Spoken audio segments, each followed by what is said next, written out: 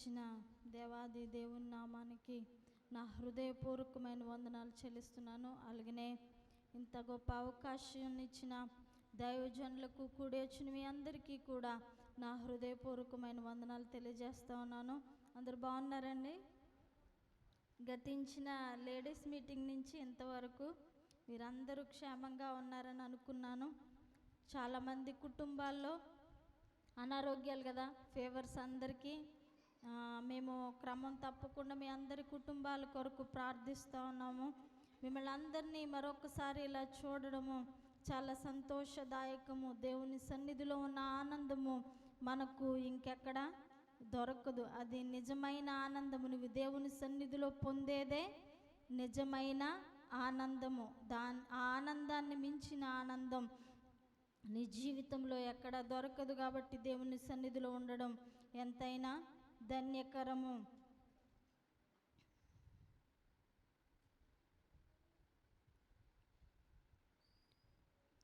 స్త్రీలైన వారందరూ వారి జీవితాల్లో ఏదో ఒక సమయంలో అనుకుంటారు, ఏదో ఒక పాయింట్ ఉంటుంది. ఆ పాయింట్లో అనిపిస్తుంది, నా శ్రమ ఎవ్వరూ గుర్తించట్లేదు. నేను ఎంత కష్టపడి పని చేసినా దానికి ఒక గుర్తింపు ఉండట్లేదు. తల్లిదండ్రులైతే బిడ్డల కొరకు అనుకుంటారు, నేను కష్టపడేది ఎవరి కొరకు? మీ కొరకే. కానీ నా శ్రమ, నా కష్టము మీకేం చేయట్లేదు, అర్థం కావట్లేదు అని అనిపిస్తూ ఉంటుంది. అలాంటి సందర్భాలు మీకున్నాయా?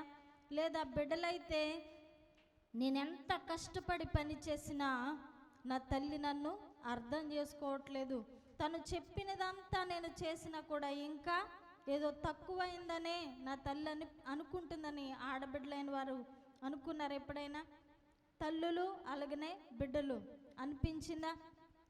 స్త్రీలైన వారి జీవితంలో ఒకానొక పాయింట్ వచ్చేసరికి ఏమనుకుంటాం? గుర్తింపు లేదు, నన్నెవరు గుర్తించట్లేదు అని అనుకుంటాము. కానీ ఈరోజు దేవాది దేవుడు మనతో మాట్లాడాలి అని అనుకుంటున్న మాట ఏంటో తెలుసా?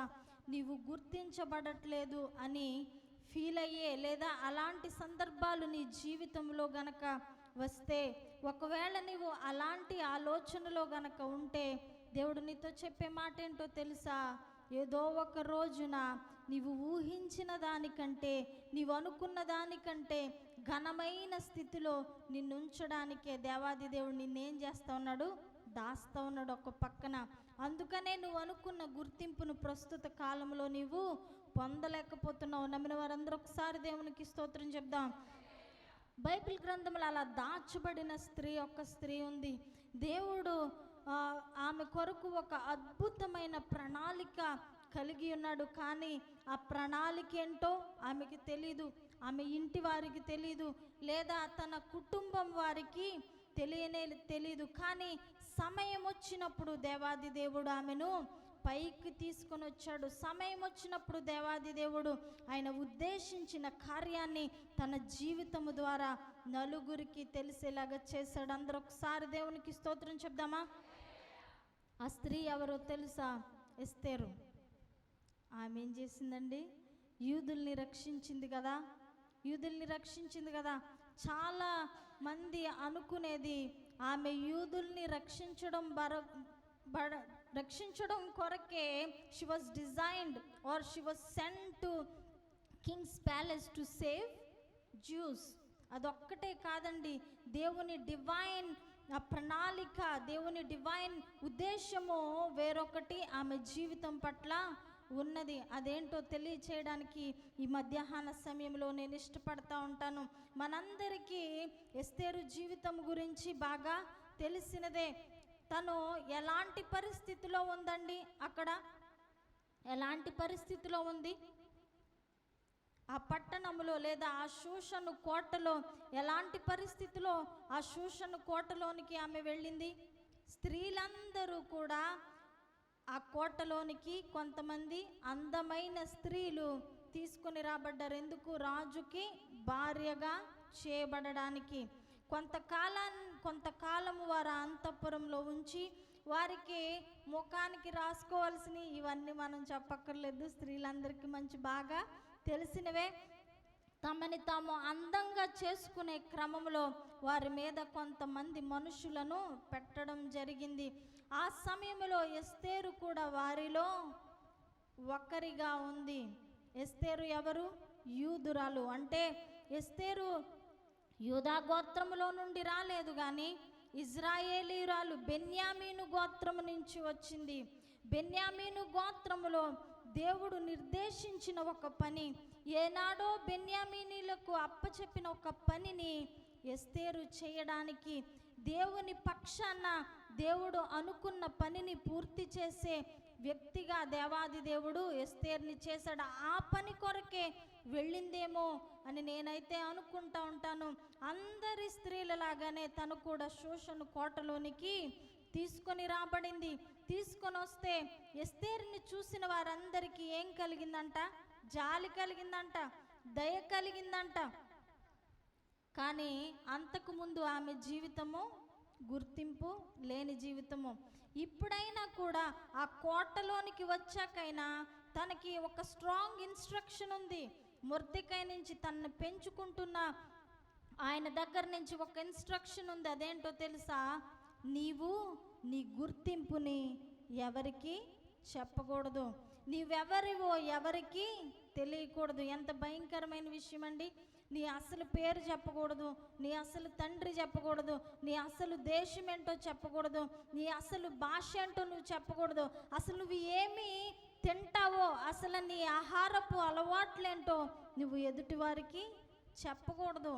అంటే ఆమె కోటలోనికి వచ్చినా కూడా ఇంకా ఏం చేయబడింది? She was concealed. ఆమె కప్పివేయబడింది, దాచబడింది. ఎందుకో తెలుసా? ఒకవేళ గనక ఆమె గుర్తింపు బయటకు వస్తే అది ఆమె జీవితానికి మంచిది కాదు.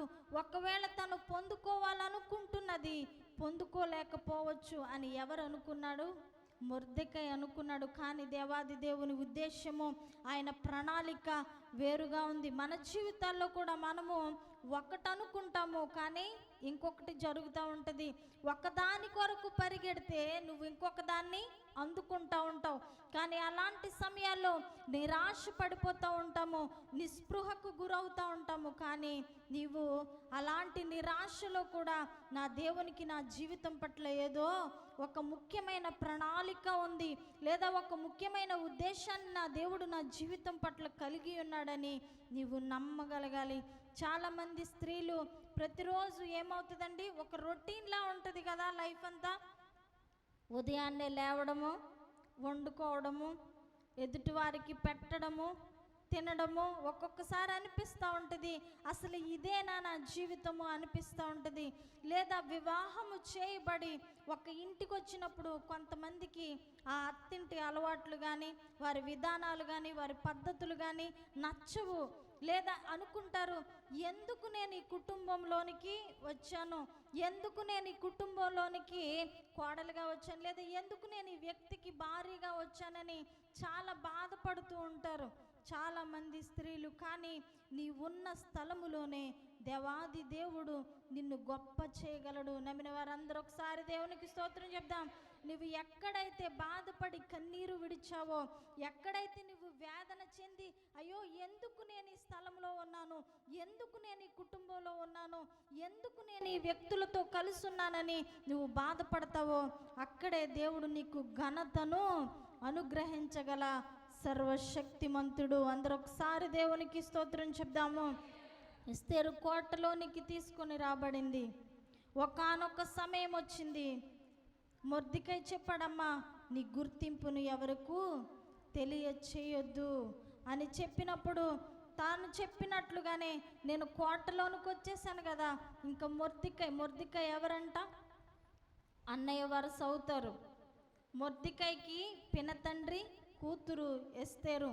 తనకు తల్లిదండ్రులు లేని కారణంగా ఆమె బాధ్యత అంతా మొర్దెకై భుజాల మీద వేసుకున్నాడు. వాళ్ళు ఉండేది వాళ్ళ సొంత దేశము కాదు, ఎక్కడో శత్రువుల చేతిలో, శత్రు దేశంలో బ్రతుకుతున్నారు వారందరూ. మరి ఆశ్రయం లేని బిడ్డగా తనుంటున్న సమయంలో మొర్దెకై ఆమె భారాన్నంతటిని తీసుకున్నాడు. వాళ్ళు ఏ గోత్రానికి చెందినవారంట? బెన్యామీను గోత్రానికి చెందినవారంటే. ఈ మాట నేను ఎందుకు స్ట్రెస్ చేసి చెప్తున్నానో మీకు తెలుస్తుంది, అర్థమవుతుంది. బెన్యామీను గోత్రానికి చెందినవారు ఈ మొర్దెకై, అలాగనే ఎస్తేరు అనేవారు. వారు వచ్చినప్పుడు తన జీవితము అలాగా సాగుతూ ఉన్నప్పుడు వారు దేని కొరకైతే ఎదురు చూస్తూ ఉన్నారో, దేని కొరకైతే వారు నిరీక్షిస్తూ ఉన్నారో ఆ రోజు రానే వచ్చింది. అసలు ఎస్తేరు ఆ కోటలోనికి తీసుకుని రాబడినప్పుడే తన జీవితం అంతా ఫినిష్ అయిపోయింది ఒక రకంగా చెప్పాలంటే. ఎందుకో తెలుసా? ఆ కోటలోనికి వచ్చిన స్త్రీలందరూ ఒక్కసారి రాజు ముందుకు వెళ్ళిన తరువాత తిరిగి మరలా వాళ్ళింటికి వెళ్ళే ప్రసక్తి లేనే లేదు. ఆ కోటలో వారికి కాపలాగా ఉండే ఒక స్థలం ఉంటుంది. అక్కడ కొంతమంది వ్యక్తుల్ని పెట్టి రాజుగారి చేత అనుగ్రహం పొందారా? సరే. అనుగ్రహం పొందలేదా? నువ్వు రాజును దర్శించిన తర్వాత ఆ కోటలోనికి నిర్ణయించబడిన స్థలంలో నువ్వు వెళ్ళిపోవాలంతే. నీ జీవితం అంతా అక్కడే. నువ్వు సాధారణంగా సామాన్యంగా మనుషులందరూ తిరిగినట్టుగా బయటికి వెళ్ళి మరలా నీ కుటుంబ సభ్యులతో కలిసి నీ కుటుంబ సభ్యులతో ఉండే వెసులుబాటు లేనే లేదు. ఎస్తేరు అలాంటి ఒక స్థలానికి పంపించబడింది. అందుకనే ఆ మొర్దెకై ప్రతిరోజు వచ్చి ఆ ద్వారము దగ్గర కూర్చొని అసలు ఆమె ఎలాగుంది, ఒకవేళ తన యూదురాలని ఎవరికైనా చెప్పేస్తా ఉందా, లేదా తన పరిస్థితిని బట్టి తనకి ఏమైనా ఇబ్బంది కలుగుతూ ఉందా అని మరి తనలో బాధ ఉండేదో ఏమో. ప్రతిరోజు అక్కడికి వచ్చి ఆమెను చూసుకుంటూ ఉండేవాడంట. అసలు ఏం చేస్తూ ఉంది, తను ఎలా ఉంది అని మొర్దెకై ఆమె విషయాలన్నీ తెలుసుకుంటూ ఉండేవాడంట. ఆ ద్వారము దగ్గరే కూర్చుని ఉండేవాడంట. అలాంటి పరిస్థితిలో తన జీవితమే ఒకవేళ రాజుకి ఆమె పట్ల దయ కలిగిందా? సరే. లేదంటే అక్కడితో ఆమె జీవితం అంతా అయిపోయినట్టే. అలాంటి పరిస్థితుల్లో ఉంది ఎవరు? ఎస్తేరు. అలాంటి పరిస్థితుల్లో షూషను కోటలోనికి ఆమె తీసుకొని రాబడింది. అలాంటి సందర్భంలో రాజు దర్శించే సమయము రానే వచ్చింది. కానీ మిగిలిన స్త్రీల కంటే ఆమె ప్రవర్తన భిన్నముగా ఉండేది. మిగిలిన స్త్రీల కంటే ఆమె వ్యవహార శైలి భిన్నముగా ఉండేది. అక్కడ ఉండేవారితోనేమి, అక్కడ మాట్లాడేవారితో, అక్కడ వారికి అన్ని సపర్యలు చేసేవారితోనేమి చాలా మంచి పేరు సంపాదించుకుంది. అక్కడ ఒక మాట ఉంటుందండి, ఎస్తేర్ని చూసిన వారందరికీ ఏం కలిగిందంట? దయ పుట్టెను అన్న మాట ఉంటుంది. అలాగే ఆ ప్రజలందరిలో ఆమెను చూడగానే ఏం కలిగేదంట? దయ కలిగిందంట. అందుకనే శీఘ్రముగా ఆమెకి ఇవ్వవలసిన అన్ని మంచి ఈవులన్నీ ఆమెను ఒక శ్రేష్టమైన స్థలములో ఉంచాడంట. హేగే వారి మీద అధిపతిగా ఉన్న హేగే ఒక మంచి స్థలములో ఎస్తేరు నుంచాడు. ఎందుకంటే ఆమెను చూడగానే దేవాది దేవుడు దయ పుట్టించాడు. అందుకనే ఆమెకు కావలసినవన్నీ ఇచ్చాడు. రాజుగారి దగ్గరికి ఆమె రావలసిన సమయము రానే వచ్చింది. అంత మంచిగానే ఉంది. రాజుగారు కూడా ఆమెను చూడగానే రాజుకి దయ పుట్టినట్లుగా మనము చూస్తూ ఉంటాం. రాజు కూడా ఆమె ముఖము చూడగానే ఏం కలిగిందంట? దయ కలిగిందంట.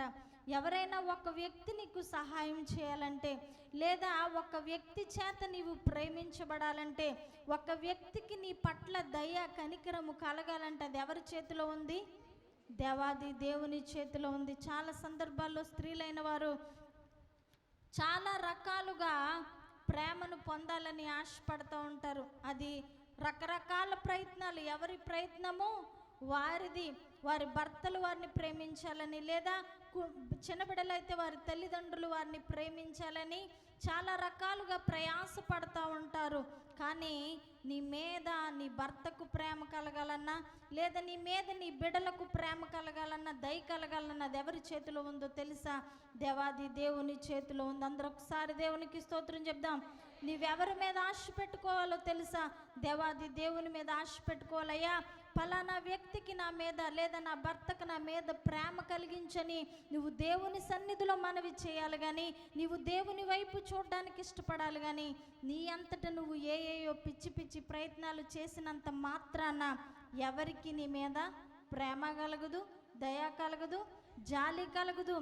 ఏ బంధములోనైనా దేవుడు ఉంటేనే అది నిలబడుతుందండి. దేవాది దేవుడు ఎస్తేరు పక్షముగా ఉన్నాడు. ఆమె పక్షముగా నిలబడి ఉన్నాడు కాబట్టి ఆమె ఎవరి ముందుకెళ్ళి నిలబడినా ఆమె ముఖములో ఏం కనబడేదంట? దయ. వారి వారి హృదయములో దయ కలిగేదంట. అలాగే రాజు ముందుకు రాగానే ఆమె పట్ల రాజుకి ఏం కలిగిందంట? దయ కలిగింది. దయ కలిగిన వెంటనే రాజు అన్నాడు, ఈమె రాణిగా చేయబడుతుంది అన్నాడు. అన్నప్పుడు అందరూ రాజు చాలా సంతోషముతో వారందరికీ విందు చేయించారు. విందు చేయించి ఆ కోటలో ఉన్న వారందరికీ సెలవు దినాన్ని ప్రకటించారు. కానీ ఎస్తేరు జీవితం మంచిగా సాఫీగానే సాగుతుంది కదండి. అంత మంచిగా ఉంది కదా, అంత మంచిగా ఉంది కదా, మంచిగా ఉంది కదండి.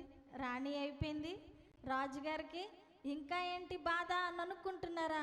అప్పుడే మొదలైందండి అసలైంది. ద్వారము దగ్గర కూర్చున్న మొర్దెకై హామాను అంటే అహష్వేరోషు రాజుకున్న అధిపతులందరిలోనికి గొప్పవానిగా చేశాడు. ఎవరిని? హామానుని. అందరి పీఠాల కంటే ఆయన పీఠం ఎత్తుగా వేయించి ఆయన ప్రక్కనే పెట్టుకునేవాడు. మంత్రి ఆయనకి సలహాలు ఇస్తూ ఉండేవాడు. అలాంటి వ్యక్తి ఆ ద్వారంలో ప్రవేశించగానే అందరూ లేచి దండాలు పెట్టేవారంట. అయితే మొర్దెకై మాత్రము నమస్కారము చేసేవాడు కాదంట. ఎందుకో తెలుసా?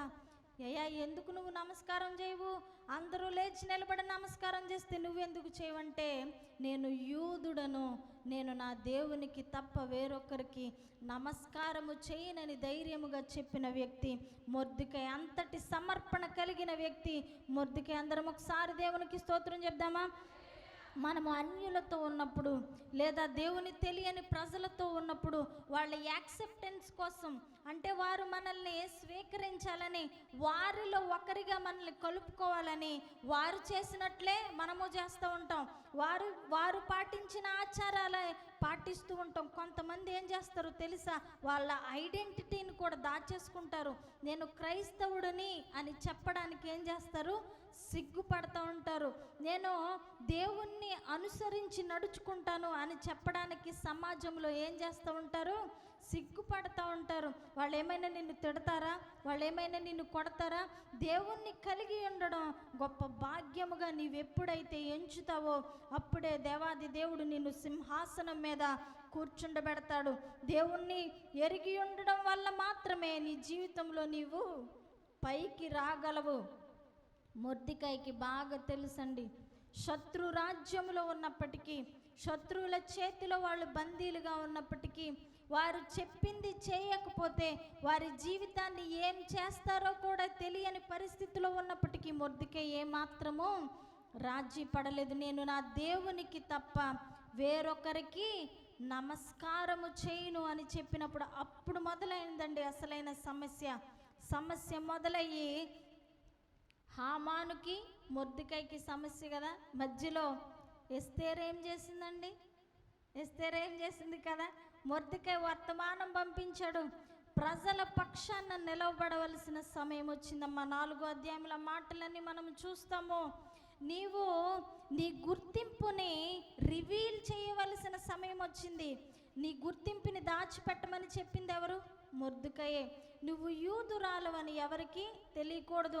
నువ్వు చెరపట్టబడి తీసుకొచ్చిన ఇజ్రాయేలీలకు చెందిన వ్యక్తివని ఎవరికి కూడా తెలియకూడదు అన్న ఆయనే ఇప్పుడు సడన్గా ఒక పెద్ద బాంబేసాడు ఆమె నెత్తి మీద. ఏంటంటే, నీవిప్పుడు ఎవరివో ప్రజలకు తెలియాలి, నీవు సహాయము చేయాలి యూదులందరికీ, నీ సహాయము నీ ప్రజలకు అవసరమని చెప్తా ఉన్నాడు.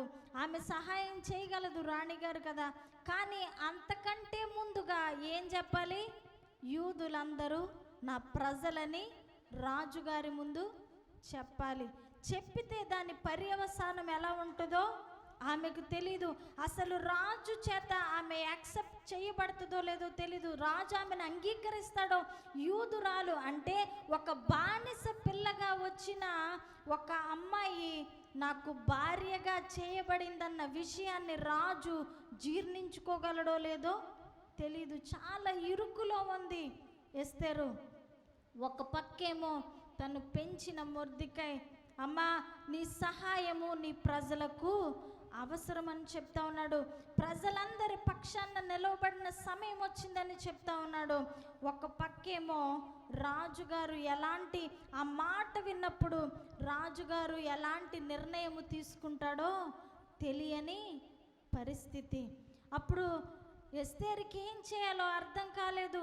నేను అనుకున్నట్లుగానే, నేను మొర్దెకై మేమందరం అనుకున్నట్లుగానే ఈ కోటలోనికి వచ్చాను, దేవాది దేవుని అనుగ్రహం వల్ల నేను రాణిగా చేయబడ్డాను అని సంతోషపడాలా, లేదా ఇప్పటి వరకు దాచిపెట్టిన తన గుర్తింపుని, తన యూదురాలు లేదా చెరపట్టబడి తీసుకొచ్చిన స్త్రీ అనే గుర్తింపుని బయటకు చెప్పాలా? సంతోషపడాలా లేదా బాధపడాలా? ఏమీ చేయలేని పరిస్థితిలో ఆమె ఉంది. అయినప్పటికీ అంది, నేను చెప్తాను పర్వాలేదు, కానీ ఇప్పుడు నేను రాజుగారి దగ్గరికి వెళ్ళే పరిస్థితిలో లేనయ్యా. ఎందుకంటే ఎవరు పిలవకుండా రాజును దర్శించడానికి వీలు లేదని రాజు గట్టిగా ఒక శాసనం చేయించుంచాడు. ఒకవేళ గనక ఆయన పిలవకుండా నేను వెళితే ఊరుకునే పరిస్థితి అక్కడ కనబడట్లేదు. ఒకవేళ నన్ను ఏమైనా పిలుస్తున్నారంటే అలాంటి ఆశ కూడా లేదు. ఇప్పటికీ 30 దినాలైంది రాజుగారి దగ్గర నుంచి నాకు పిలుపొచ్చి, నా అంతటి నేను వెళ్ళడానికి లేదు. రాజుగారు నన్ను పిలుస్తారనే ఆశ కూడా ఎంతలో లేదు. ఒకవేళ నా అంతటి నేను వెళదామంటే శిక్ష కఠినంగా ఉంటుందని అన్నప్పుడు మొర్దెకై అంటాడు, ఒకవేళ నీ ప్రజలను రక్షించడానికే నీవు ఆ స్థానంలో ఉంచబడ్డావేమో ఒకసారి ఆలోచించమ్మా అని మొర్దెకై చెప్తాడు. నేను ఇందాక చెప్పాను కదా, చాలా సందర్భాల్లో నేనెందుకున్నా నీ కుటుంబంలో, నేనెందుకు ఈ ప్రయాసంతా పడుతున్నాను, నేనెందుకు ఇంత భారభరితమైన జీవితాన్ని జీవిస్తూ ఉన్నాను, లేదా నా తల్లిదండ్రుల దగ్గర నాకు మంచి జీవితం ఉంది కదా, లేదా నా తల్లిదండ్రులు నన్ను చాలా ప్రేమించేవారు కదా, నేనెందుకు ఈ కుటుంబంలో ఎంత కష్టపడాలని ఒకవేళ నీవు అనుకుంటున్నావేమో. మరి ఎందుకు దేవాది దేవుడు నీ నా కుటుంబంలో ఉంచాడో, ఎందుకు దేవాది దేవుడు నీ నా కుటుంబంలో సభ్యురాలిగా ఉంచాడో, సభ్యునిగా ఉంచాడో అది దేవాది దేవునికి తెలుసు. ఆయన చిత్తము నెరవేర్చబడే వరకు, ఆయన కార్యము నీ జీవితంలో సిద్ధించబడే వరకు నీవు ఓపికతో ఎదురు చూస్తే గొప్ప కార్యాన్ని నీవు నీ జీవితంలో చూస్తావు. నమ్మిన వారందరూ ఒకసారి దేవునికి స్తోత్రం చెప్దాం. ఒకవేళ ఎవరికి నీ ద్వారా సహాయము కావాలో, లేదా ఆ కుటుంబానికి నీవు ఏ రకముగా సహాయపడబోతున్నావో, లేదా ఆ కుటుంబాన్ని నువ్వు ఎలా మార్చిపోతా ఉన్నావో, లేదా ఆ కుటుంబ సభ్యులు నీ ద్వారా ఎలా మార్చబడబోతా ఉన్నారో, ఎంతటి ఆశీర్వాదాన్ని పొందబోతా ఉన్నారో నీకు తెలీదు, ఆ కుటుంబానికి తెలీదు.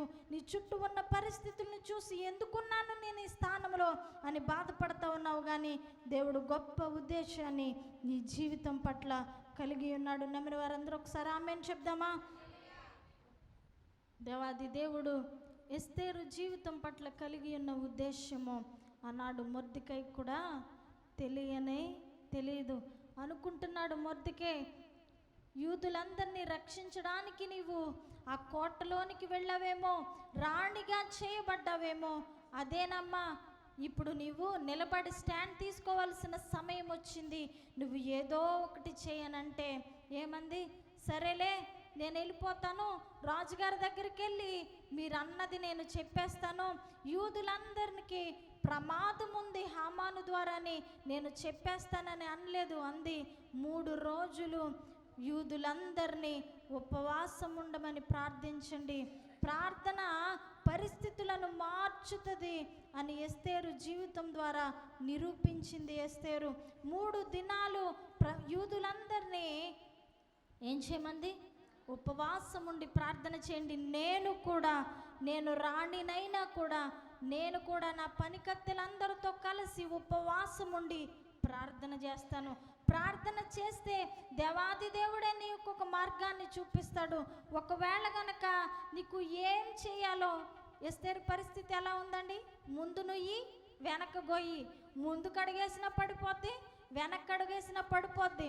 మొర్దెకై చెప్పినట్లుగా రాజుతో మనవి చేసినా ఆమెకు ప్రమాదం ఉంది, రాజుతో మనవి చేయకపోయినా ప్రమాదం ఉంది. తన ఇంటి వారందరూ, తన ప్రజలందరూ నాశనమైపోతారు. ఒకవేళ కనుక రాజుతో మనవి చేస్తే ఆమె ప్రాణానికి ప్రమాదం ఉండొచ్చు. ముందును ఈ వెనక గొయ్యి అన్న పరిస్థితిలో ఎస్తేర్ ఏం చేసిందండి? తన నడుము కట్టుకొని, తన కడుపు కట్టుకొని ఉపవాసం ఉండి ప్రార్థన చేసింది.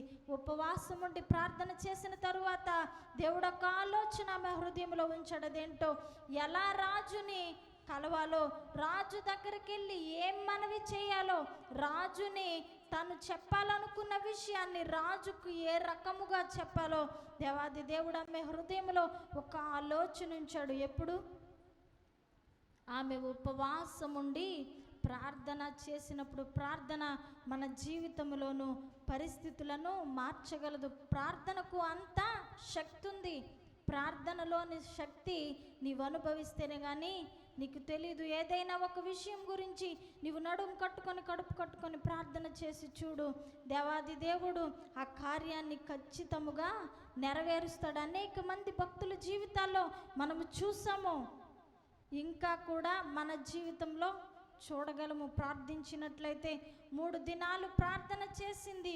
3 దినాలు ప్రార్థన చేసిన తరువాత ఆమెకు ఒక ఆలోచన వచ్చింది. అదేంటో తెలుసా? రాజుగారిని భోజనానికి ఇంటికి పిలవాలి.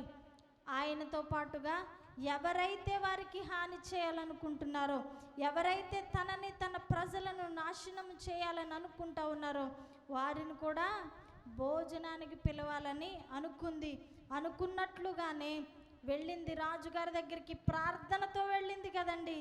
అప్పుడు కూడా రాజుగారికి ఆమెను చూడగానే ఏం చేసిందంట? దయ పుట్టిందంట. ఇప్పటికి ఎన్నిసార్లు దయ పుట్టించాడండి దేవాది దేవుడు? ఆమె ముఖాన్ని చూసిన వారందరికీ, ఆమె ముఖాన్ని చూసిన వారందరికీ దేవాది దేవుడు దయ పుట్టించాడు.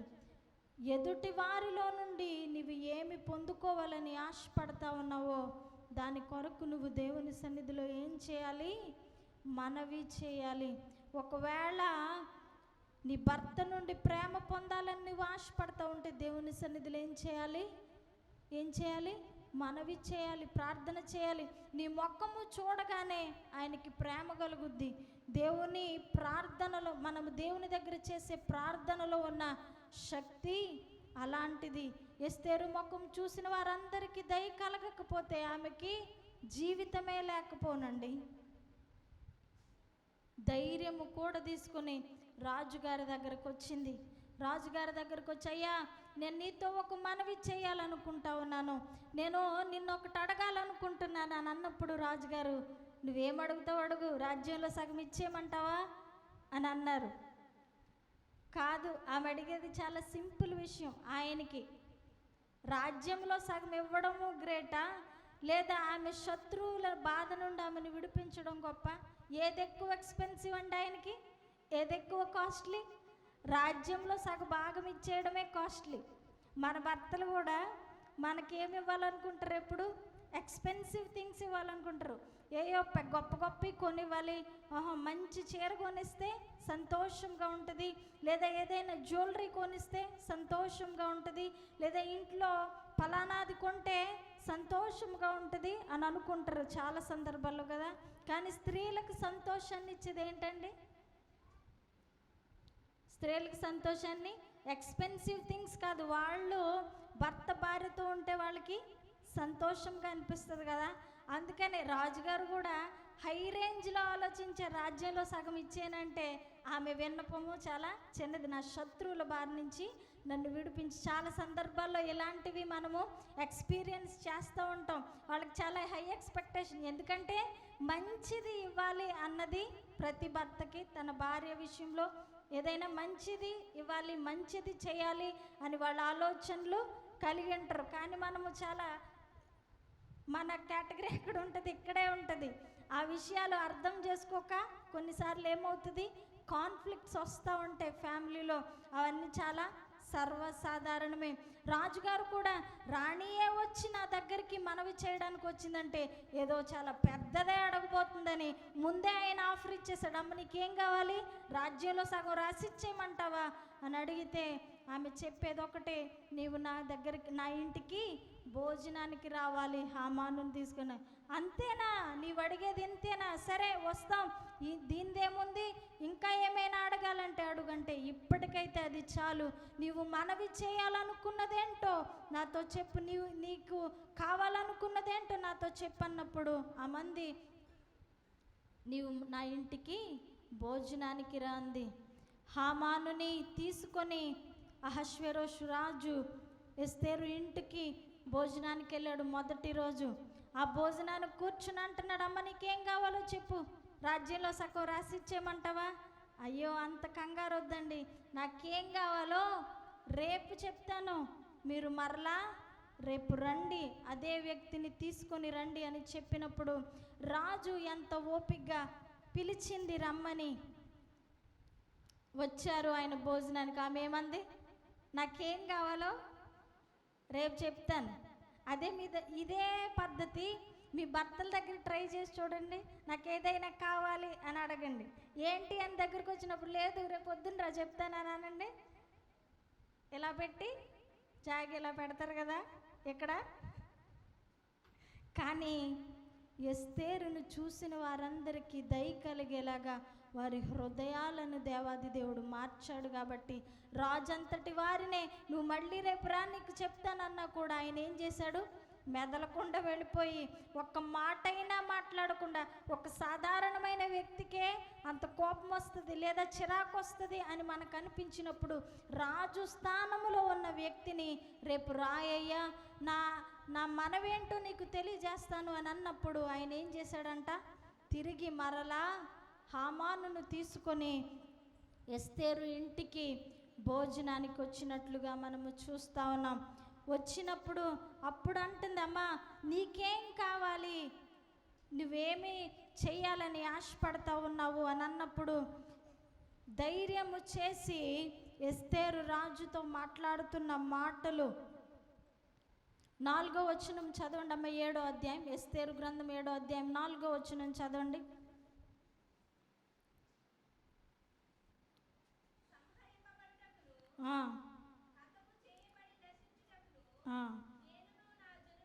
నేనును నా జనులను కూడా అమ్మబడిన వారము, మేము దాసులముగాను దాసురాండ్రముగాను అమ్మబడిన ఎడల నేను మౌనముగా నుందును.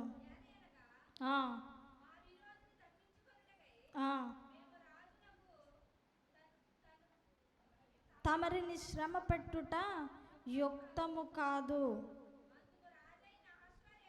ఈ కార్యము చేయుటకు తన మనస్సు దృఢపరుచుకున్నవాడెవడు అని అడుగుతా ఉన్నాడు. ఇక్కడ రివీల్ చేస్తుందండి అసలు తనెవరో తనేంటో. ఏమంటుంది, మేము ఎలాంటి వారమో, అమ్మబడిన వారము, సంహరించడానికి మీకు సర్వ హక్కులు మా మీద ఉంటాయి, మేము ఎలాగున్నాము, దాసులుగా దాసురాండ్రగా ఈ దేశంలో మేము నివసిస్తూ ఉన్నాము. రాజు ముందు నిలబడి ఆయన భార్య స్థానంలో ఉన్న ఒక స్త్రీ చెప్పకూడని మాటలయ్యి, నేను అమ్మబడిన స్త్రీనయ్యా, నేను దాసురాలుగా తీసుకురాబడిన స్త్రీని అని రాజుకు చెప్తా ఉంది. ఇప్పటి వరకు ఎవరి ముందైనా నోరు తెరిచి నేను పలానా దేశము నుంచి చెరపట్టబడి తీసుకుని వచ్చాను, ఇజ్రాయేలు దేశము నుంచి మేము చెరపట్టబడి తీసుకుని వచ్చిన బానిసలము అని ఎవరితోనైనా చెప్పిందా? కోటలో ఎవరితోని చెప్పలేదు. ఎందుకంటే తన పినతండ్రి అయిన మొర్దెకై ఏమన్నాడు, నీవెవరికి చెప్పొద్దమ్మా, నీ గుర్తింపు ఏంటో ఎవరికి తెలియనివ్వద్దన్నాడు. ఇప్పుడు సడన్గా ఆమె ఎవరో రాజు ముందు పెడతా ఉంది. ఆశ్చర్యకరమైన విషయం ఏంటో తెలుసా, అద్భుతకరమైన విషయం ఏంటో తెలుసా? అవునా, నీవు చెరపట్టబడి వచ్చిన అమ్మాయివా, అలాంటి వ్యక్తినా నేను చేసుకున్నానని రాజుగారు అనట్లేదు. ఆయన చెవికి అవేమీ వినబడట్లేదండి. ఏది వినబడాలో అదే వినబడుతుంది. నిన్ను కష్టపెట్టిన వాళ్ళు ఎవరమ్మా? నిన్ను అమ్మే స్థితిలో ఉంచే పరిస్థితి, లేదా నిన్ను సంహరించే స్థితిలో ఉంచే పరిస్థితి నీకెవరు తీసుకొని వచ్చారు?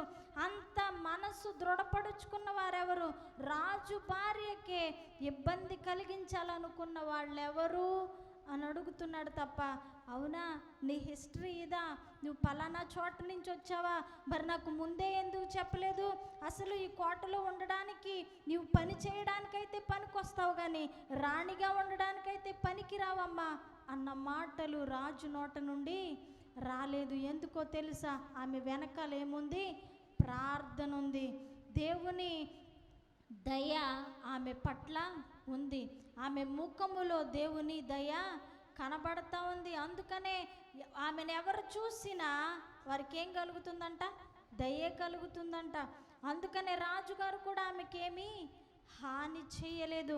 హాని చేయకుండా ఏ వ్యక్తి అయితే హాని చేయాలనుకుంటున్నాడో అప్పుడు చెప్తా ఉంది, ఎవరమ్మా నీకు అంతటి పరిస్థితి కలిగించిందంటే ఆ కింద వచనంలో అంటుంది కదా, ఈ దుష్టుడైన హామానే నన్ను నా ప్రజల్ని ఏం చేయాలనుకుంటున్నాడు?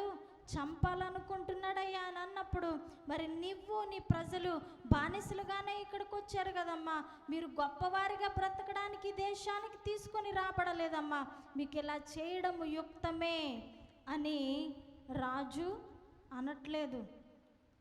చాలా సందర్భాల్లో ఏదైనా బాధ కలిగిందని మనం ఎదుటి వ్యక్తి దగ్గరికి వెళ్ళి చెప్పినప్పుడు ఏమంటారండి? నీకెలా జరగాల్సిందే, తగినట్టుగానే జరిగింది, ఆవిడ ఎప్పుడు ఇలాగే మాట్లాడుతుంది కాబట్టి ఆమెకి ఇలాగే జరగాలి, లేదా ఆమె జీవితానికి ఇలాగే జరగాలి, తన బిడ్డలకు ఇలాగే జరగాలి అని అంటూ ఉంటారు చాలామంది చాలా సందర్భాల్లో. అసలు నువ్వు దానికి యోగ్యురాలవా యోగ్యురాలువు కాదా, ఆ శిక్షకు పాత్రురాలవా కాదా ఎవరికి తెలీదు? జడ్జిమెంట్ చేసే వాళ్ళకి తెలీదు. కానీ నీ హృదయంలో వేదన బాధ నీకు మాత్రము తప్ప వేరే వారికి తెలీదు. కానీ పైనున్న దేవాది దేవునికి తెలుసు. రాజు హృదయంలో దేవాది దేవుడు అంటున్నాడు, నీవి శిక్షకు, నీవు నీ జనులు ఈ శిక్షకు అర్హులే అని ఏమాత్రము కూడా చెప్పలేదు అంటున్నాడు.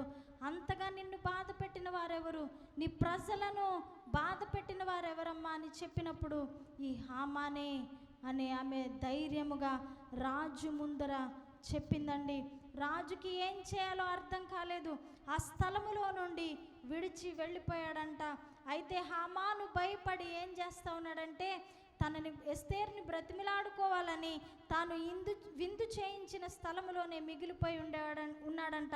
రాజుగారు బయటికి వెళ్ళి మరలా ఆ విందు జరిగిన స్థలానికి వచ్చినప్పుడు ఆయన అక్కడే ఉండడం చూసి రాజుకు చాలా కోపం వచ్చిందంట. రాజుగారి భార్యనే నీవు బలవంతం చేస్తావా, ఇబ్బంది పెడతావన్న మాట రాగానే ఏం జరిగింది?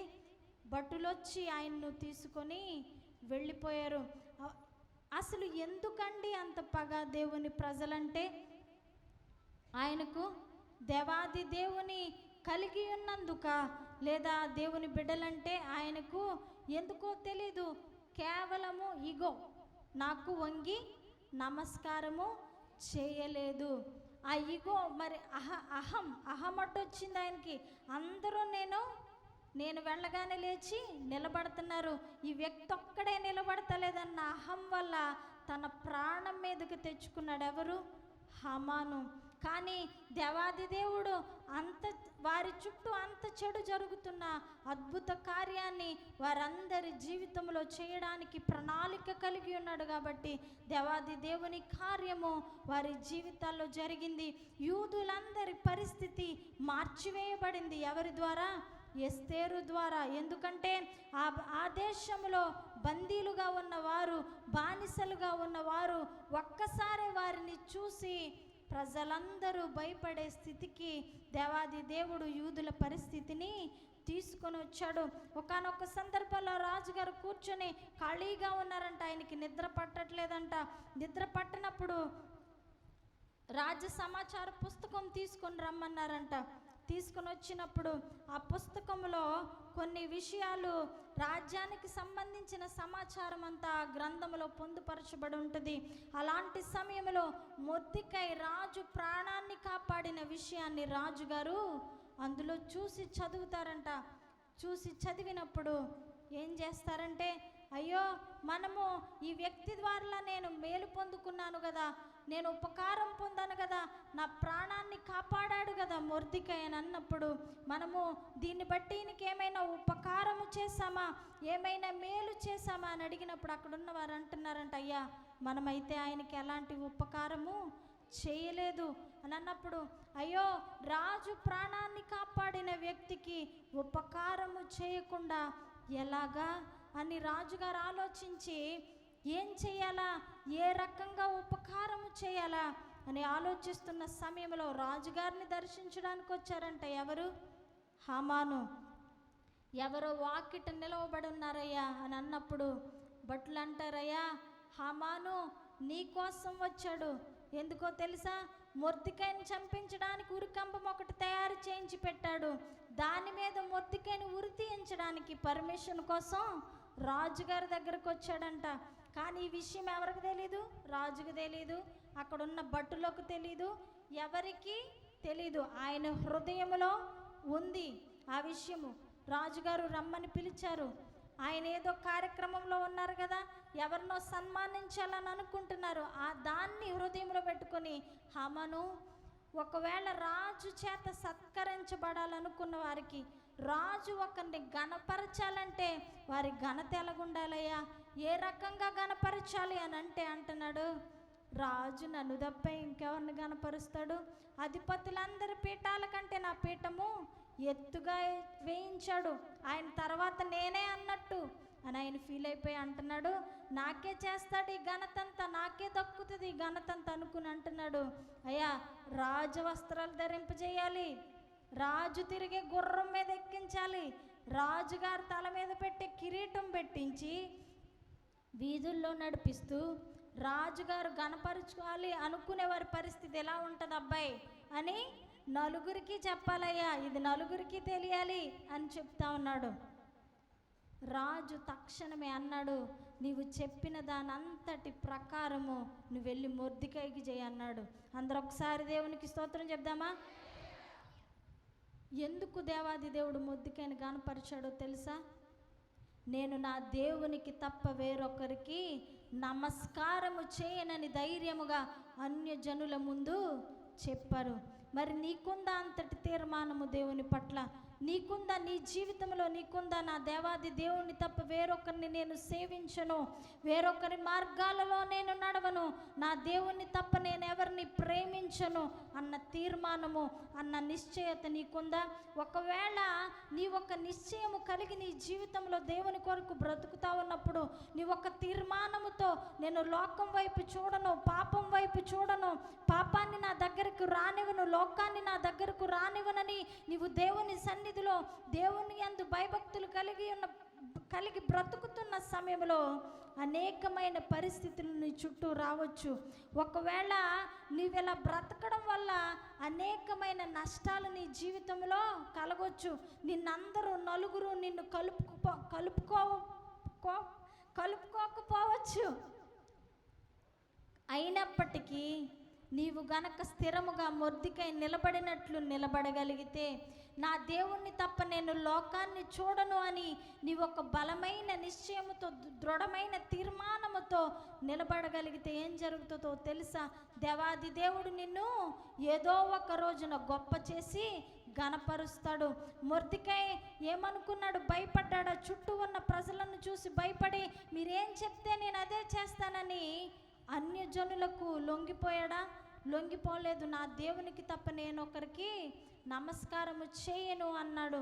ఏ చేతులతోనైతే ఉరికంబం ఎక్కించి ఉరి తీయించాలనుకున్నాడో అదే చేతులతో మొర్దెకై తల మీద కిరీటం పెట్టించాడు దేవాది దేవుడు. అందరూ ఒకసారి చప్పట్లు కొట్టి దేవుని మహిమపరుద్దామా? నిన్ను దూషించిన నోటితోనే నిన్ను ఆశీర్వదించేలాగా దేవాది దేవుడు చేయగలడు. నిన్ను శపించిన నోటితోనే నిన్ను ఆశీర్వదించే వారిగా దేవాది దేవుడు చేయగలడు. ఎవరి చేత అయితే నువ్వు బాధపరచబడుతున్నావో వారి ద్వారానే నీకు సంతోషము, ఘనత తేగల సర్వశక్తిమంతుడు నీవు నమ్ముకున్న యేసయ్య. ఎక్కడైతే నీవు అవమానపరచబడతా ఉన్నావో, ఎక్కడైతే నువ్వు వెలివేయబడతా ఉన్నావో అక్కడే దేవాది దేవుడు నిన్ను గొప్ప చేయగల సర్వశక్తిమంతుడు. ఎవరి చేతిలోనైతే నీవు అవమానం పొందావో వారి చేతితోనే నీకు కిరీటము ధరింప చేయగల సర్వశక్తిమంతుడు మన యేసయ్య. నమ్మిన వారందరూ ఒకసారి దేవునికి స్తోత్రం చెప్దామా? హామాను చంపాలనుకుంటున్నాడు, అయినప్పటికీ భయపడకుండా దేవుని కొరకు నిలబడ్డాడు. కానీ హామాను వచ్చి ఆయన తల మీద కిరీటం పెట్టాలని, రాజవస్త్రాలు ధరింప చేయాలని, ఆయన రాజుగారు తిరిగే గుర్రమెక్కి వీధుల్లో ఊరేగించబడాలని మొర్దెకై ఏమాత్రమూ ఆశపడలేదు. కానీ దేవాది దేవుడు తాను ఊహించని ఘనత తన జీవితంలో ఇచ్చాడు. ఎందుకో తెలుసా? దేవుడు తప్ప నాకు వేరే వాళ్ళు వద్దన్నాడంతే. ఆయన ద్వారానే ఏం చేయబడింది? ఎస్తేరు కోటలోనికి పంపించబడింది. యూదులందరూ కూడా రక్షించబడ్డారు. యూదులందరినీ ఎస్తేరు మనవి చేసింది. హామాను చేసిన దానికి హామానుకి ఏం చేయబడింది? శిక్ష విధించబడింది. అప్పుడు అంటుంది ఎస్తేరు, అయ్యా నీవు ఇన్ని శిక్షించావు సరే, నా ప్రజలందరూ రక్షించబడాలి. నేను ఒక్కదాన్ని రక్షించబడితే చాలదయ్యా, నా ప్రజలందరూ రక్షించబడాలి అని అన్నప్పుడు రాజు అంటున్నాడు, అమ్మా రాజుగారు ఉంగరంతో వేసిన ముద్ర ఎవరు చెరిపివేయలేరు. మీరు రాయించి తాకీదులు పంపించేశారు యూదులందరినీ నాశనం చేయడానికి. హామాన్ అన్నాడు, ఒక జాతి వారు ఉన్నారు, ఒక తెగ ఉన్నారు, ప్రజలు ఉన్నారు, వారు చాలా నీకు నష్టాన్ని కలిగిస్తారు, వారు దేవుణ్ణి తప్ప వేరొకరిని నమ్మరు అని లేనిపోని మాటలన్నీ రాజుగారికి చెప్పి ఏం చేశాడు? రాజుతో యూదులందరికీ మరణ శాసనాన్ని రాయించాడు. అయ్యా నేను రాసిన దాన్ని నేను మార్చలేను, ఎందుకంటే నా ఉంగరంతో ముద్రించేశారు దాన్ని, ఎవరు కూడా ఏ మనుష్యుడు దానిని మార్చజాలడు. కానీ మీరు ఒక పని చేయండి, మీకు ఇష్టమైనట్లుగా మీరు రాసుకోండి, నేను దానికి ఏం చేస్తాను? ముద్రేస్తాను, నేను ఆమోదము తెలుపుతాను అని అన్నాడు. అని అన్నప్పుడు మొర్దెకై అలాగే ఎస్తేరు ఆలోచించి వ్రాసి పంపించారు. ఎవరైతే వారి శత్రువులు ఉన్నారో, ఎవరైతే వారి ప్రాణాలు తీయాలని అనుకుంటున్నారో వారందరి మీద విజయాన్ని సాధించి యూదులే వారి శత్రువులను చంపేవారిగా, యూదులకి వారి శత్రువుల మీద విజయము కలిగేటట్లుగా దేవాది దేవుడు చేశాడు. ఎందుకో తెలుసా? శత్రు బానిసలుగా వెళ్ళిన వారు అక్కడ రాజులుగా బ్రతికే వాళ్ళ మీద యుద్ధం చేయడం అంటే అంత మామూలు విషయమా? కాదు. దేవాది దేవుడు చేసిన కార్యం అదంతా. కానీ దేవాది దేవుడు చేసిన ఇంకొక కార్యం ఏంటో తెలుసా? నేను చెప్పాను కదా, దేవుడు ఒక ముఖ్యమైన ప్రణాళిక ఎస్తేరు జీవితము ద్వారా కలిగి ఉన్నాడు. యూదులందరినీ రక్షించడమే కాదండి, ఇంకొక ముఖ్యమైన కారణం ఏంటో తెలుసా? అమాలేకీలందరినీ నాశనము చేయడము. దేవాది దేవుడు అదే బెన్యామీను గోత్రానికి చెందిన సౌలుకి ఆ పని అప్పచెప్పాడు. ఆ సౌలుకి సమూయేలు మొదటి గ్రంథంలో ఆ మాటలని మీరు చూస్తారు. సౌలుకి అమాలేకీలందరినీ ఒక్కరిని కూడా లేకుండా నీవు హతము చేసే అన్నప్పుడు సౌలు దేవుని మాటకు వ్యతిరేకించి దేవుడు చెప్పిన పనిని సంపూర్తి చేయలేదు. అందుకనే ఈ హామాను ఇంకా బ్రతికున్నాడు. హామాను కూడా అమాలేకీయుడే. ఎందుకంటే అమాలేకీల రాజైన అగగు సంతానానికి చెందినవాడు. అందుకనే హామాను గురించి వ్రాయబడినప్పుడు అగగీయుడు అని రాయబడతా ఉంటుంది. దేవాది దేవుడు ఎవరికి చెప్పాడు? అమాలేకీలు ఎవ్వరూ లేకుండా నిర్మూలన చేయమని. అదే బెన్యామీను గోత్రములో ఏళ్ల క్రితము పుట్టిన సౌలుకి అప్పచెప్తే సౌలు దాన్ని చక్కగా చేయలేకపోయాడు. కానీ ఎస్తేరు ద్వారా దేవాది దేవుడు ఆ కార్యాన్ని ముగించాడు. నమ్మిన వారందరూ ఒకసారి దేవునికి స్తోత్రం చెప్దాం. ఒకవేళ నీ జీవితంలో ఎవరైనా ఒక వ్యక్తిని కానీ, లేదా ఏదైనా ఒక కుటుంబాన్ని కానీ, ఏదైనా ఒక స్థలాన్ని కానీ నీవు అక్కడ ఉండకూడదు, లేదా ఆ వ్యక్తి నీ జీవితంలో ఉండకూడదని దేవాది దేవుడు నీకు నిర్ణయిస్తే ఆ వ్యక్తి నీ జీవితంలో ఉండకూడదు. సోల్ టైస్ అంటారు, తెలుసా మీకు? అంటే వాళ్ళు విడిపోవాలన్నా విడలేరంట. వాళ్ళ బంధము అలా కలిసిపోయి ఉంటుంది. కొంతమంది అది మంచి బంధం అయితే పర్వాలేదు, దేవునికి వ్యతిరేకమైన బంధం అయితే అది దేవాది దేవుడు హర్షించడు. దేవుడు వీళ్ళ నీ జీవితానికి వద్దు అంటే వద్దంతే. వాళ్ళు ఎప్పటికైనా నీ జీవితంలో నీకు నాశనాన్నే తీసుకొని వస్తాడు. దేవాది దేవుడు ఇశ్రాయేలు ప్రజలతో అన్నాడు, అమాలేకీలు నీ జీవితంలో నీకు వద్దు, నీ జీవితానికి వాళ్ళు ప్రయోజనకరము కాదు, నీ జీవితానికి వాళ్ళు ఉపయోగకరము కాదు, కాబట్టి వాళ్ళు నీవేం చేయాలి? సమూలముగా నిర్మూలము చేయాలి అని అన్నప్పుడు సౌలు అలాగనే ఆయన వెనక ఉన్న సైన్యము దేవాది దేవుడు చెప్పినట్లుగా చేయలేదు.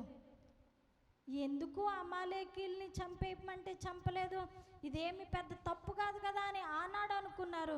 కానీ ఈనాడే ఏ ప్రజలైతే వాళ్ళని కాపాడారో ఆ ప్రజల్నే అదే అమాలేకీలకు చెందిన వ్యక్తి చంపడానికి ఏం చేశాడు? కుట్ర చేశాడు. అసలు ఆ దేశంలోనే ఉండడానికి వీల్లేదు, ఆ ప్రాంతంలోనే ఉండడానికి వీల్లేదు.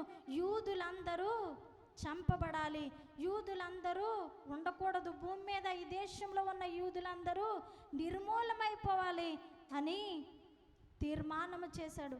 మరి దేవుడు ఏనాడో చెప్పాడు కదా, ఫలానా అమాలేకీలు నీ జీవితానికి మంచిది కాదు, నువ్వు ఇప్పుడే వాళ్ళని నిర్మూలన చేసేయి. ముందు ముందు నీ జీవితంలో వాళ్ళు కష్టాలు తేబోతా ఉన్నారని చెప్పినప్పుడు అప్పుడు వారికి తెలియలేదు. దేవాది దేవుడు ఒక వ్యక్తిని కానీ, లేదా ఒక పరిస్థితి నుండి కానీ నిన్ను తప్పుకోమన్నప్పుడు, ఒక వ్యక్తిని కానీ నిన్ను నీ జీవితంలో నుండి దూరం చేయమని చెప్పినప్పుడు, లేదా ఒక పరిస్థితిలో నుండి కానీ నిన్ను బయటకు రమ్మని చెప్పినప్పుడు, అది నీ హృదయానికి చాలా కష్టముగా ఉండొచ్చు, బాధగా ఉండొచ్చు. ఎందుకంత మంచిగానే సాగుతుంది కదా, దేవాది దేవునికి ఎందుకు ఇష్టం లేదు, లేదా ఎందుకు దైవజనుల ద్వారా ఇలా చెప్తున్నారు, దైవజనుల ద్వారా దేవుడు ఎందుకు చెప్పిస్తా ఉన్నాడని నువ్వు అనుకుంటావేమో. దేవుడు వద్దన్నది నీ జీవితానికి ఎప్పుడు నష్టాన్నే కలుగు చేస్తుంది. అప్పుడు నీవు కష్టపడాలి, మరలా దేవాది దేవుడే నీకు సహాయం చేయాలి ఆ నష్టము నుండి నిన్ను తప్పించడానికి. చెప్పాను కదా, దేవుడు కలిగి ఉన్న ప్రణాళిక ఇజ్రాయేలీల జీవితంలో నుండి అమాలేకీలను పూర్తిగా కొట్టివేయడం. అది ఎవరి ద్వారా సాధ్యమైంది? ఎస్తేరు ద్వారా సాధ్యమైంది. యూదులను రక్షించడం మాత్రమే కాదు, యూదుల శత్రువులైన వారు కూడా యూదుల జీవితాలను నుండి తప్పించడం దేవాది దేవుని ప్రణాళిక. మీరు బైబిల్ గ్రంథంలో ఎస్తేరు గ్రంథం తరువాత వేరొక అమాలేకీలైన వ్యక్తిని బైబిల్ గ్రంథంలో చూడరు. అది ఎప్పుడు జరగాలి? సౌలు కాలంలోనే జరగాలి. కానీ ఆ పనిని చేయడానికి దేవాది దేవుడు సౌలు చేయలేకపోయాడు.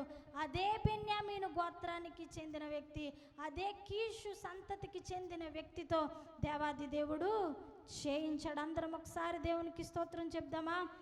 ఇదండి దేవుడు ఎస్తేరు పట్ల కలిగి ఉన్న ప్రణాళిక. ఆయన ప్రణాళికలు, ఆయన ఆలోచనలు, ఆయన ఉద్దేశాలు నీకు ఇప్పుడు అర్థం కావు. ఒకవేళ నీ జీవితంలో నీకున్న పరిస్థితులు, నీ చుట్టూ ఉన్న పరిస్థితులు నీకు అననుకూలముగా ఉండొచ్చు, నీకు అనుకూలముగా లేకపోవచ్చు, నీవు అనుకున్నది అనుకున్నట్లుగా జరగకపోవచ్చు. కానీ దేవాది దేవుడు వాటన్నింటినీ మార్చి తలక్రిందులు చేసి నీ జీవితంలో ఒక గొప్ప కార్యాన్ని చేయగల సమర్థుడు. ఏ రోజులోనైతే వారిని యూదులందరూ హతము చేయబడాలని వారు ఒక తీర్మానము చేశారో, అదే రోజుల్లో యూదులందరూ అప్పుడే కాదు మరెప్పటికీ పండుగ జరుపుకునే విధముగా దేవాది దేవుడు యూదులందరినీ దీవించాడు. మరి వారందరూ ఒకసారి దేవునికి స్తోత్రం చెప్దామా? వారి శత్రువుల మీద వారు విజయము పొందిన రోజు పూరీము అనే పండుగ యూదులందరూ ఆచరించేవారంట. దేవాది దేవుడు అంత భాగ్యాన్ని, అంత ఘనతను ఎవరికి ఇచ్చారు? యూదులకి ఇచ్చారు. ఆ రోజుల్లో వారు ఏమవ్వాలి? అసలైతే మరణమైపోవాలి, ఈ భూమి మీద ఉండకుండా నాశనమైపోవలసిన రోజుని దేవాది దేవుడు ఎలా తిప్పాడండి? ప్రతి సంవత్సరము వారి జీవితంలో పండుగ చేసుకునే రోజులాగా దేవాది దేవుడు చేశాడు. దేవునికి అసాధ్యమైనది ఏమైనా ఉందా? దేవుడు చేయలేనిదంటూ ఏమైనా ఉందా? నీ జీవితంలో, నా జీవితంలో దేవాది దేవుడు చేయలేనిదంటూ ఏదీ లేదు. ఆయన తలుచుకుంటే సమస్తము సాధ్యమే. దేవుడు వద్దన్న దాన్ని ఏం చేశారు? వాళ్ళు తీసివేశారు. అప్పుడు వారికి ఏం కలిగింది? సంతోషం కలిగింది. పండుగ చేసుకునే రోజులు యూదుల జీవితాల్లో కలిగినాయి. ఆ వద్దన్న అమాలేకీల్ని హతము చేసిన తరువాత యూదులు వారి జీవితంలో సంతోషించినట్లుగా బైబిల్ గ్రంథం సెలవేస్తూ ఉంది. ఎస్తేరు గ్రంథంలో నీవు వద్దన్న దాన్ని, దేవుడు వద్దన్న దాన్ని నీ జీవితంలో నువ్వేం చేయాలి?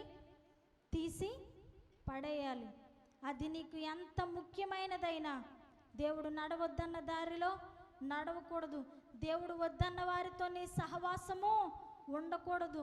దేవుడు వెళ్ళొద్దన్న దారిలో నీవు వెళ్ళడానికి ఇష్టపడకూడదు. దేవుడు ఏదైనా ఒక స్థానంలో నిన్ను ఉంచాడంటే ఆ స్థానంలో దేవాది దేవుడు నీ పట్ల గొప్ప ప్రణాళిక కలిగి ఉన్నాడని నమ్మి నీవు కష్టమైన, నష్టమైన, భారమైన ఆయన సమయం వచ్చేంత వరకు, నిన్ను హెచ్చించే వరకు నువ్వేం చేయాలి? ఓపికతో ఎదురు చూడాలి. మొర్దెకై అలాగనే ఎస్తేరు కూడా వారి సమయం వచ్చేంత వరకు ఓపికతో ఎదురు చూశారు. దేవుడు ఒకవేళ నీ గుర్తింపుని దాచిపెడతా ఉన్నాడేమో, నీవు చేసే శ్రమను ఎవరు గుర్తించట్లేదంటే ప్రస్తుతానికి దేవాది దేవుడు దాన్ని దాచిపెడతా ఉన్నాడేమో. ఎస్తేరు గుర్తింపుని ఎలాగైతే కొన్ని సంవత్సరాలు లేదా కొన్ని నెలల పాటు దాచవలసి వచ్చిందో, నీ శ్రమ, నీ కష్టం కూడా ఒకవేళ దాచిపడతా ఉందేమో. ఎందుకంటే నువ్వు ఊహించని రీతిగా దేవాది దేవుడు నిన్ను గొప్ప చేయబోతా ఉన్నాడు కాబట్టి, నీవు పడిన శ్రమకు మించిన ఫలితాన్ని దేవాది దేవుడు నీ జీవితంలో ఇవ్వబోతా ఉన్నాడు కాబట్టి, నీకు తెలిసిందైతే నీకు తెలియని కార్యాలు ఎన్నో దేవాది దేవుడు నీ జీవితంలో చేయబోతా ఉన్నాడు కాబట్టి, దాని కొరకే నీవు సరైన రీతిలో ప్రస్తుత కాలంలో గుర్తించబడలేకపోతా ఉన్నావు.